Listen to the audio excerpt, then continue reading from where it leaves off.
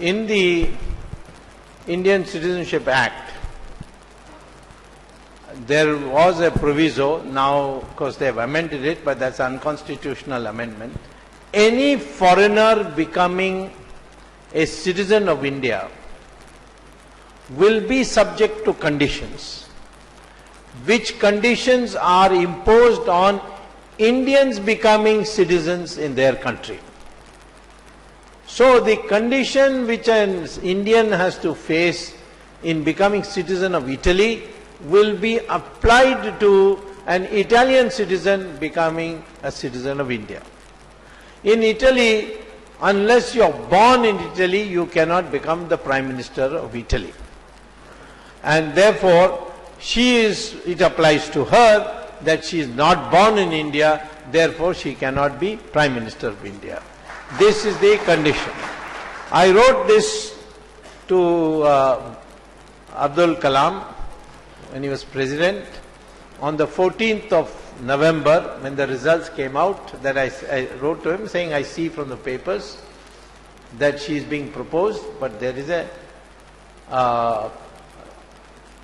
legal hitch in that. Please look at it and deny her the opportunity to be the PM. Well,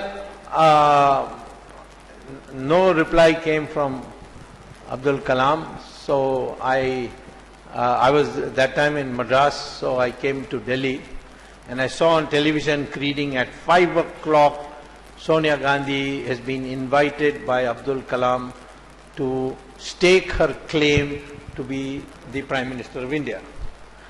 5 o'clock. So I said, it's all over. Suddenly at 12:30 I got a phone call from the Rashtrapati Bhavan that the President wants to see you within 15 minutes. So I rushed to Rashtrapati Bhavan, which is not very far from my house in Delhi, and was there at 12:45. When I entered Abdul Kalam's room, there were all officers sitting, and Abdul Kalam said, you wrote this letter? I said, yes, I wrote this letter. He said, I got it only this morning. So I said, well, I sent it by post. The post is inefficient. What can I do? So he said, okay, you explain to my officers what you have written. So I explained what I have just explained to you. Then he asked the officers, do you have any questions? One of them said, what about the constitutionality of this section? I gave them two judgments where it has been gone into, not in the case of Italians, but it was in the case of other countries. And so they were all satisfied. So I asked him, now I can go, but tell me what you're going to do. He said, I am taking your matter very seriously and I'll let you know. But I said, you already announced that 5 o'clock she is coming to stake her claim.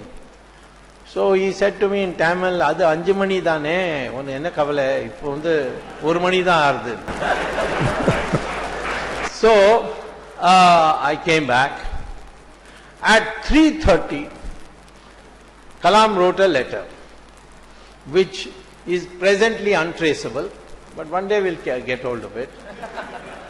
This was sent by hand to Sonia Gandhi. In the room were Manmohan Singh and Natwar Singh. And then Sonia Gandhi opened the letter, and according to one of them, I won't tell you which one, she burst into tears. So then the other two read the letter. It was written that I had invited you at 5 o'clock, but since then I have received a complaint from Mr. Dr. Subramanian Swamy, former Commerce Minister, blah blah, and I don't know what merit there is in his points, but I have to have it checked since he has held very high positions, and therefore it will be sent to the Election Commission, the Supreme Court, for an opinion. So till that time I cannot give you the oath of office, and therefore the 5 p.m. Appointment is cancelled, and if you still want to meet me, you come tomorrow at 10 o'clock. Now, at 5 o'clock she was to go, all the MPs had assembled, and suddenly at 4:45, Manmohan Singh turns up at that meeting where all the MPs are sitting, and he reads the last line of that letter, which came on TV. Everybody can see it. If you go by, ask any TV station, they'll give it to you. Manmohan Singh read that. We have received a letter from the president, and he has said that if you want to meet me, you better come at 10 o'clock. All this 5 o'clock and all, he did not read. Only that you can come tomorrow. So, but at 6:30, in the Parliament House, all MPs are to meet, and Sonia Gandhi is going to address it. At 6:30, she said, I have a conscience problem, this problem, that problem, I can't do it, I don't want to be Prime Minister, all that. A lie. Why is it a lie? Because when I was leaving Kalam's room, there was a big table, and there were MPs' letters all stacked up. They were stacked up state-wise. So I knew immediately, because each letter had, I so-and-so, elected from constituency so-and-so, hereby propose Sonia Gandhi for Prime Minister of India. So she had collected these letters. Then I looked at the UP bunch and went through it, and I found a letter which said, I, Sonia Gandhi, elected from Rai Bareli, hereby propose Sonia Gandhi for Prime Minister of India. So what a liar she is. She had proposed her own name. When Sharad Pawar had sent her the letter of endorsement with his MPs, he said, we hereby propose Congress party to lead the government. She sent back that letter to Sharad Pawar and said, no, you write it in my name. So she could not become. Now, problem with Rahul Gandhi is, when he was born in 1970, June or something like that, at that time Sonia Gandhi was still Italian citizen. She became Indian citizen when? 1983. 1970 she was an Italian citizen.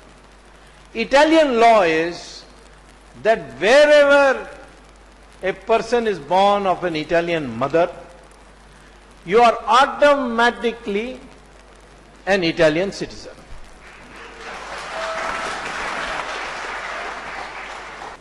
In Rome, where his name was entered into the citizen register, and he remains a citizen of Italy unless he renounces it.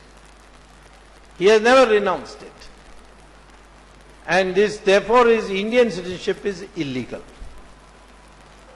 So if I can get authentic proof of that register in the Department of Internal Affairs in Rome, I put 2 of my ex-Harvard students on the job. It's not, it's a tough job, but we are doing it. Then he cannot be the Prime Minister of India. He can't even be an MP of India. Of course, he's not going to be an MP of India because he'll lose Amethi. That I can tell you.